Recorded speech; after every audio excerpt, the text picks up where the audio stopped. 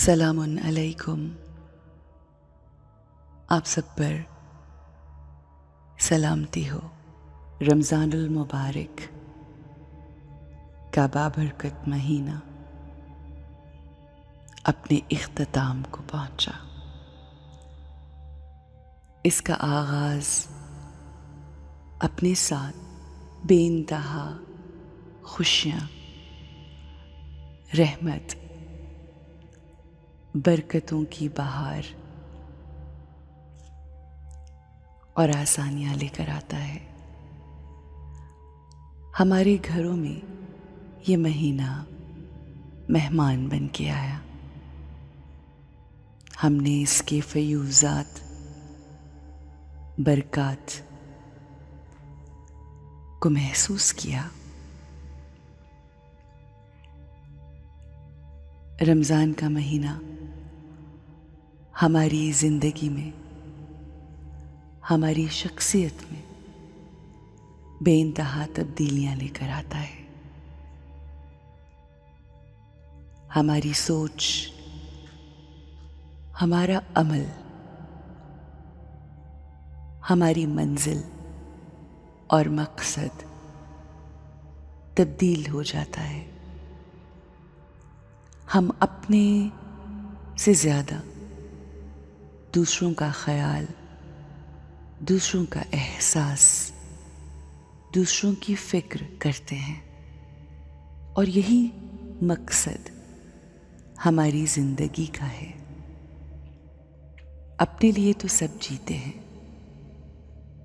مگر دوسروں کے لیے جینا، دوسروں کے لیے آسانی پہنچانا، اپنے سے پہلے دوسروں کو دعائیں دینا، دوسروں کے ساتھ اپنی عطا کردہ نعمتوں کو شیئر کرنا، لوگوں میں بانٹنا، لوگوں کو خوشی دینا، یہ اصل مقصد حیات ہے. ہر وہ شے جو اللہ نے بنائی ہے، ہر شے کا مقصد بانٹنا ہے. چاہے درخت ہو، پانی ہو، چاند ہو، سورج ہو، بارش کا برسنا ہو، فصلوں کا اگنا ہو، پرندوں کا چہچہانا ہو، روشنی ہو، ہوا ہو،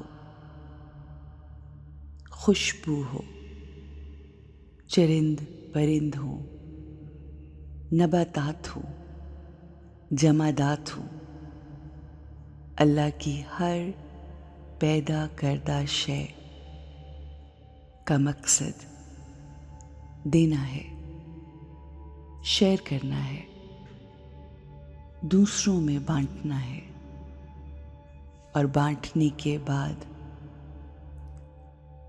یہ ایکسپیکٹ نہیں کرنا کہ ہمیں بدلے میں کیا ملے گا. یہ سب کچھ انکنڈیشنل ہے. ہمارے رب کا پیار بے لوث،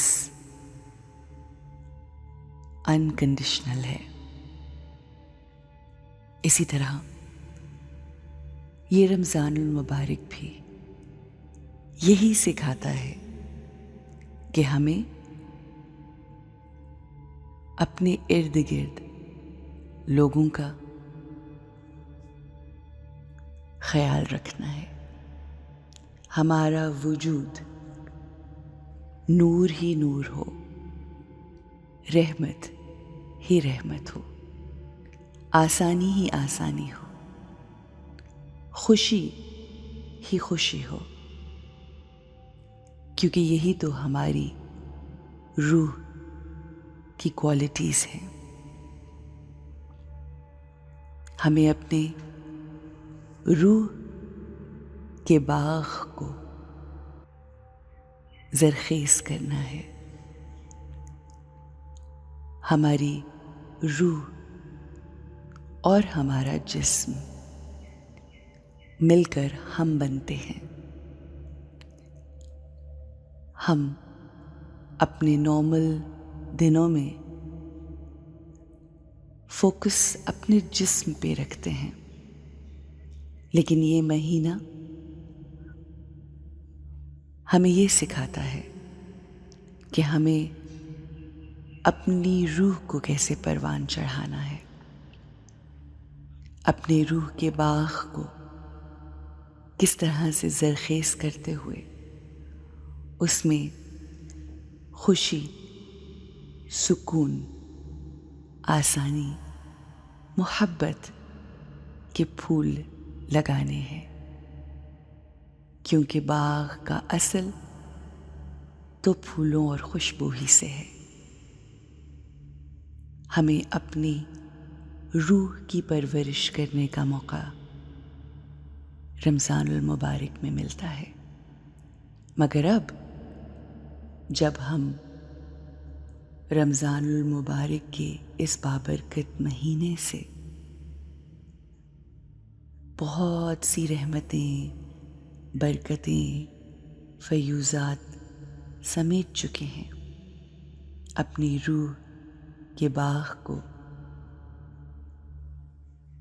خوبصورت پھولوں سے سجا چکے ہیں، تو اب پورا سال ان پھولوں کی خوشبو ہمارے ارد گرد مہکے گی۔ بس ہم نے ان پھولوں کا، اس خوشبو کا خیال رکھنا ہے، وہ تقویٰ جو مقصد رمضان ہے اس کو اپنی زندگی میں شامل رکھتے ہوئے کانشیسلی زندگی گزارنی ہے کہ ہمارے ان لگائے ہوئے پھولوں کو کوئی توڑ نہ سکے، اور ان کی بھینی بھینی خوشبو ہمارے سول گارڈن سے ہمیں ملتی رہے، تقویت ملتی رہے۔